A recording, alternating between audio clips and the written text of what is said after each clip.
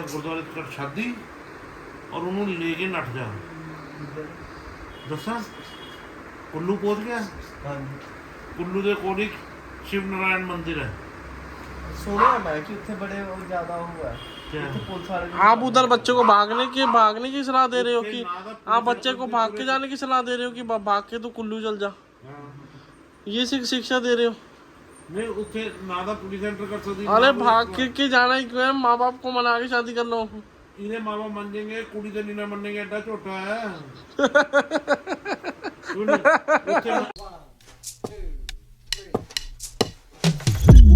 So guys good morning and welcome back to my new vlog. और मैं आशा करता हूँ कि आप सब अच्छे होंगे। सो मैंने सोचा था इतने दिन हो गए मैंने नहा के व्लॉग नहीं स्टार्ट करा, तो आज मैं व्लॉग नहा के स्टार्ट करूँगा। और चलो नहा धो के तो रेडी हो चुका हूँ मैं, और ब्रेकफास्ट भी मेरा हो चुका है।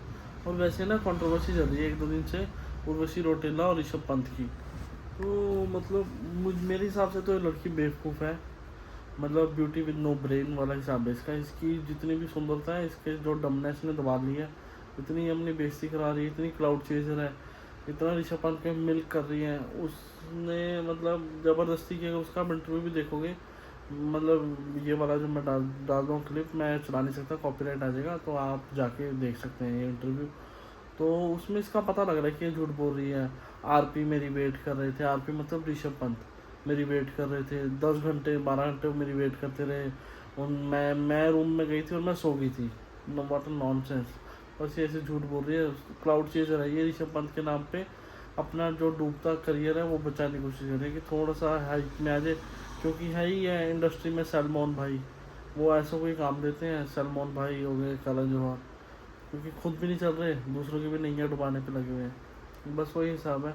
अब ऋषभ पंत को बोल रही है कि छोटे अपने क्रिकेट पे ध्यान दे, मैं उसका ये डालूँगा इंस्टाग्राम स्टोरी।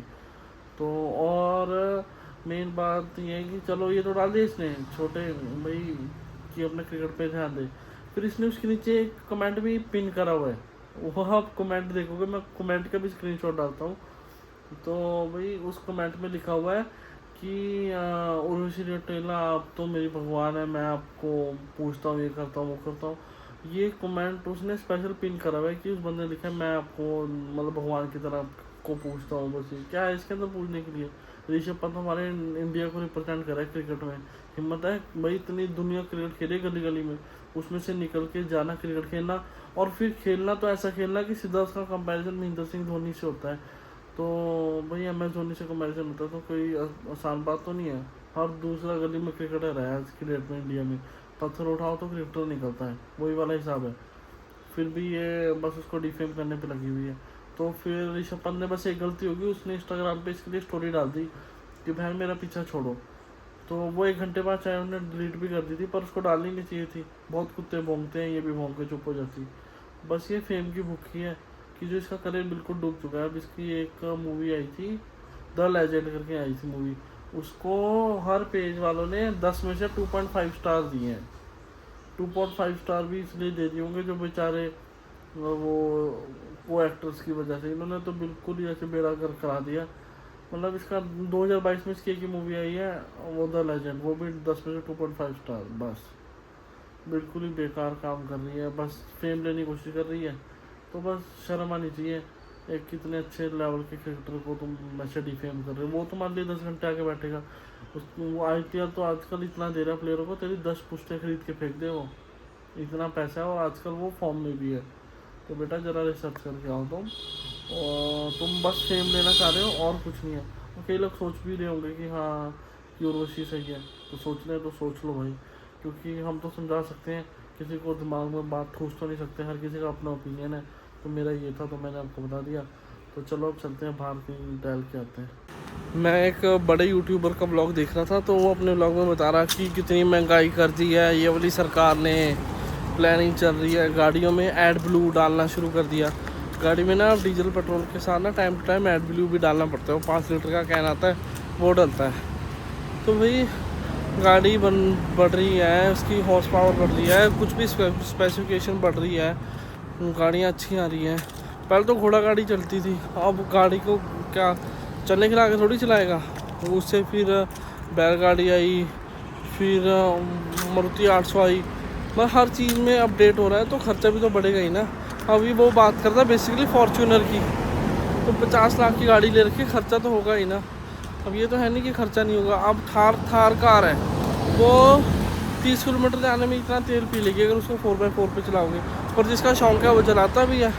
पर वही है ना कि अगर ऐसी चीज़ें रखनी है तो थोड़े से अपने सोच भी बड़ी करनी पड़ती है भाई। अब हर चीज़ महंगाई बढ़ रही है, हर चीज़ में बढ़ रही है, पर क्या कर सकते हैं। अब हर चीज़ को थोड़ी कोसते रहेंगे। अब अगर या तो हम अपने काम पे फोकस करें या किसी को कोसे, और कुछ नहीं कर सकते। ये तो बताना मैं भूल गया कि अब मैं आया क्यों बाहर। अभी यहाँ पर फेमस बिरयानी वाला है, उससे बिरयानी लेके जाके खाऊंगा। मैंने मम्मी पापा को सुबह से बोल रखा है मुझे भूख नहीं है, क्योंकि मैं सुबह सोच के उठा था कि आज मैं लंच में बिरयानी खाऊंगा। तो बेचारे वो सोच रहे पता नहीं क्या हो गया, क्यों नहीं खा रहा खाना। पर अपन हम बिरयानी लेके जाएगा, एकदम से उनके सामने खाएगा बैठ के। हाँ, दिमाग सरप्राइज़ कर दो सबको अपने नेक्स्ट मूव से। किसी को भनक भी मत लगने दो तुम करने के वाले हो। वैसे आज मेरे से बोला नहीं जा रहा, बिल्कुल ही बहुत ज़ोर लगा के बोलना पड़ रहा है, आवाज़ नहीं निकल रही, गला बहुत दुख रहा है। तो चलो तभी मैं कोशिश कर रहा हूँ कि जैसे जैसे ब्लॉग बना लूँ, क्योंकि आप लोगों के लिए बस मैं कर रहा हूँ काम। तो आप लाइक कर दो, और ब्लॉग नहीं मिस होने दूँगा कभी भी। वो तो रात भी लेना आया था, क्या लेना ना टेम्पो वाला आपने। बिरयानी तो ले ली, और आज का मौसम बहुत ज़्यादा बेकार है। एक टाइम को तो इतना अच्छा मौसम हो जाता है 5 मिनट के लिए कि बारिश होगी, फिर 5 मिनट के लिए इतनी करारी धूप निकल आती है, क्योंकि हवा चल रही है, बादल हट जाते हैं। बस वही बात है, बारिश हो जाए एकदम दबा के बारिश हो, रात तक बारिश हो जाए कोई फ़र्क नहीं पड़ता। तो बहुत गर्मी है, बारिश हो जाए बस। सब चलते हैं फटाफट से घर, और घर पे मम्मी पापा को चढ़ा के खाऊँगा बिरयानी भाई, मज़ा करूँगा। लाया भी इतना हूँ, कितना कमीना हूँ, अपने लिए लेके आया हूँ सिर्फ। चलो चलते हैं, खाते हैं। कैसा लग रहा है आपको बिरयानी भाई? मैं चिढ़े तो हो गए ना देख के। हम खाएंगे। हाँ, मज़ा। Thank you। किस बात का थैंक यू? बिरयानी तो है हमारे लिए। रास हम अपने लिए लेके आए हैं। राजा तो मैं ही हूँ। आप वो तो अच्छा वो वजीर टेढ़े बेटे चलते हैं आप तो, बिल्कुल ही निकल जाते हो, इधर को पिलाना पड़ता है। तो बस मज़ा जो चढ़ा के खाने में ना, वो किसी चीज़ में नहीं है। तो अब खाते हैं। पेट तो वैसे चढ़ा के भर गया, पर अब खा के भरते हैं। क्या मस्त दिख रही है ना, भूख ही डबल होगी देख के तो भाई। चलो खाते हैं। बिरयानी को देख के मुझे जाकिर खान सर की एक शायरी याद आती है कि मैं बिरयानी को जैसी है वैसी ही खाता हूँ, क्योंकि अगर तुम्हें कोई बदल के खाए वो खाना थोड़ी ना हुआ।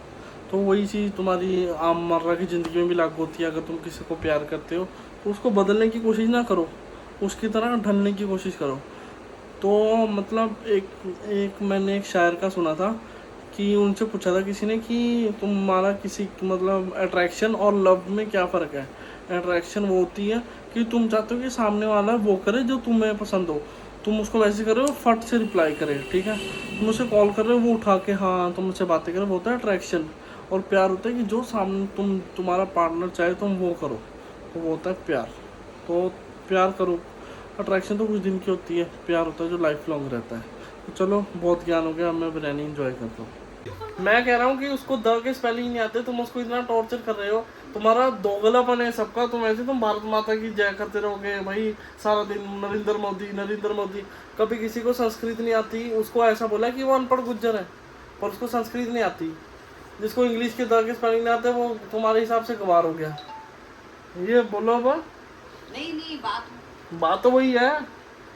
किस बात की भारत माता की जय? जब तुम्हारी भारत माता की भाषा पे तुम प्राउड फील नहीं करते, ऐसे थोड़ी भारत माता की जय हो जाती है। इंग्लिश नहीं आ रही उसको, उसके पीछे तुमने डंडा कर दिया कि हाँ भाई द के स्पेलिंग सुना, द के स्पेलिंग सुना। कमाल के, ऐसे नहीं दुनिया चलती, बोलने से भारत माता की जय नहीं होती ना।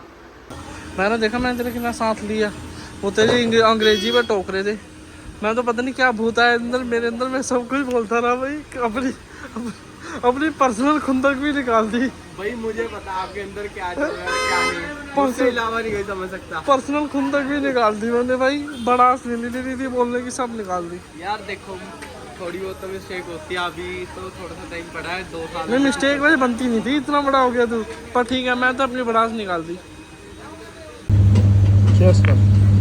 देख रहा क्या भाई मार रहे राजा साहब बाहर आके। जुकाम इतना लगा हुआ है कि मैं कह रहा हूँ वहाँ नहीं निकली, पर फिर भी चलो ब्लॉग के चक्कर में रगड़ ही जाता हूँ मैं तो। और क्या लाहा ही ले रखा है बिल्कुल ही भाई, बाप की कमाई का तो मैंने बिल्कुल बर्फ़ डाल रखी थी लाहे में, पी नहीं गया भाई। मेरे मुंह पे कुत्ते बंधे हुए हैं क्या, कुछ भी मिलता है मैं टूट जाता हूँ। सो गाइस मैंने जैसे लास्ट ब्लॉग में आपको बताया था कि हनी ने भी पूछा था कि शादी कब करा रहे हो आप, और काफ़ी लोगों की क्वेरी है कि मैं शादी कब करा रहा हूँ, तो मैं वो इस ब्लॉग में क्लियर करूँगा। तो चलो पापा बैठे हैं ब्लॉग के लिए स्पेशल तैयार होके, और पापा से पूछते हैं कि क्या राय है उनकी मेरी शादी को लेकर, फिर बाद में मैं अपनी राय बताऊँगा। तो पापा बताओ कब तक करा रहे हो मेरी शादी? तेरी शादी अभी तो नहीं सोची हमने, अभी तो अपने पैरों पे स्टैंड हुआ है। ऐश कर, यही उम्र है ऐश करने की। अभी 2-2.5 साल तक ऐश कर, तो उसके बाद 2.5 साल के बाद 2 साल के बाद तू बोलेगा, जहाँ पे बोलेगा वहाँ पे करा देंगे। अभी तेरा तो नहीं मानना है शादी करने का? नहीं अभी तो कहीं मेरा हमसे पूछ के और आप शादी का मन बना के बैठे। अभी कोई शादी का मन नहीं है, अभी ज़िंदगी में फन कर रहे हैं। बस ये है कि जिससे करनी है शादी वो पसंद करके बता दूंगा मैंने किससे करनी है आप शादी। अगर तेरा अब मानना है शादी करने का तो भूल जा, 2 साल ऐश कर, 2 साल के बाद कराऊंगा, तो जो तुझे पसंद है उसी के साथ कराऊंगा। हाँ जी, थोड़ी सी ग्रैंड करनी है तो इसलिए 2-3 साल वेट करके हाँ, करेंगे। इतना तो चाहिए ना। हाँ थोड़ा रुकेंगे तभी सबर का फल मीठा मिलेगा। अरे वैसे भी एज नहीं है ना अभी हाँ। तेरी भी। तो वैसे में भी 23 साल का हूँ, अभी हुई क्या है उम्र हाँ। भाई। और चलो 2-3 साल तक मेरी शादी होगी। अब इसके बाद मेरी शादी कोई बात नहीं होगी, क्योंकि अब मैं लास्ट बार क्लियर कर रहा हूँ कि बस मैं वैसे बोलता हूँ शादी। और बस ये वैसे रूमर्स चल रहे हैं, पर मैं अभी शादी अपनी 2-3 साल रुक के कराऊँगा।